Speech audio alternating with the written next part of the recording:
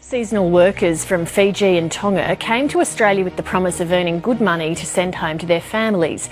But that's not how things have worked out. Since they arrived last month under the official program, the fruit and vegetable pickers have been shocked and disappointed. Some of them earn just a few dollars a day after deductions. As Norman Hermont reports, word of their experience is spreading back to their home islands via an online forum with tens of thousands of members, and that could cause dramas for Australian businesses that rely on the flow of seasonal labour.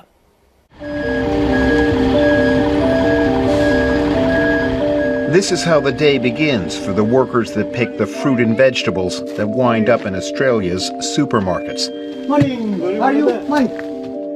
There's barely time for a quick breakfast.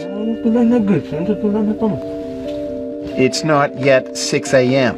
Pickers from Fiji and other Pacific islands file in for another day in the fields of northern Victoria.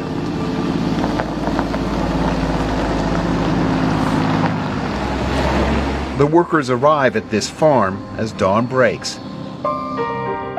They'll spend the next 8 hours or more filling bucket after bucket with tomatoes. Hard work for a decent wage. That's what they signed up for. At the end of the day, that's not what they're getting.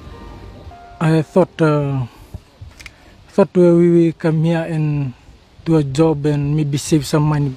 Even my mom cried when I told him my first pay slip.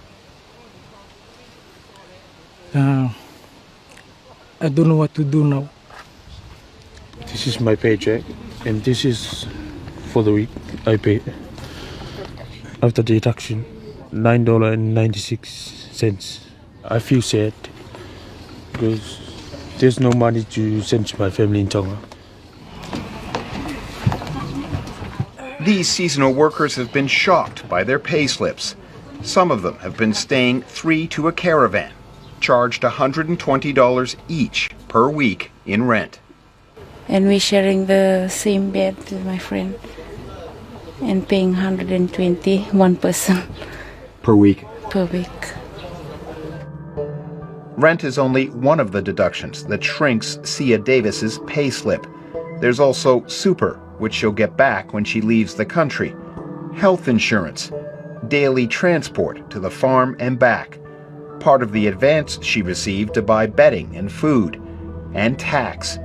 At the end of this week, her net pay was $0.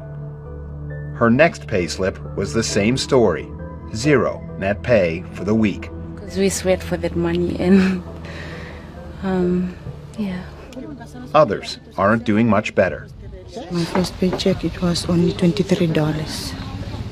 Things are so bad, Vasiti Savanidihava's husband has had to wire her money. My hope is for me to come here to earn much, for me to send money back to my family. Instead of that, they're sending money for me. So they're looking after me again.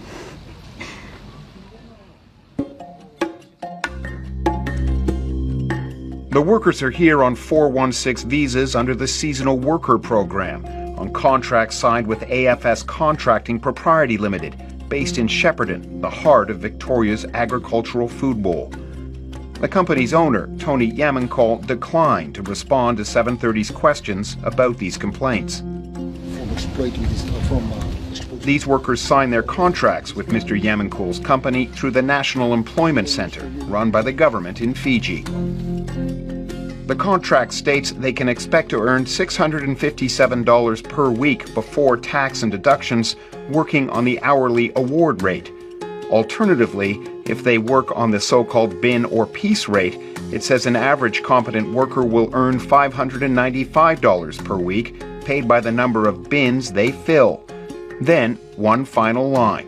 This amount will vary depending on the number of bins you actually pick. $8.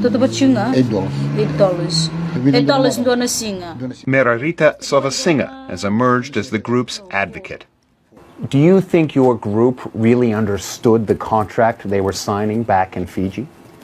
Actually, like doing this back home in Fiji, most of the people, even though the National Employment Centre themselves, they were not sure of what was in the contract.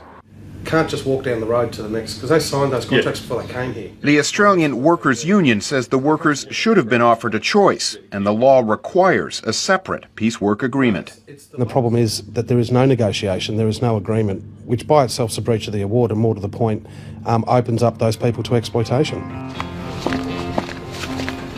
After 2 weeks with little pay after deductions, the Fijians contacted both the Seasonal Worker Program in the Department of Employment and the Fair Work Ombudsman. The Ombudsman's office told 730 it is investigating the workers' complaint. 730 understands contractor Tony Yamankol claims the Fijians work slowly and their pay reflects the number of bins they filled. The workers deny this, but after their complaint, Yamankol approached 5 so-called ringleaders. They recorded him telling them they should leave on their own accord or they'd never work in Australia again. I will terminate you. I'll cancel your visas. You want to go back on your own will, or you want to get terminated? If I terminate you, you will not come back into Australia from any other employee with this program. Merarita Sovasinga is now staying with Fijian Australian Sakiusa Lusuma. He runs a Facebook forum for Pacific Islanders looking to work on Australian farms, and he's been warning the forum's 45,000 members.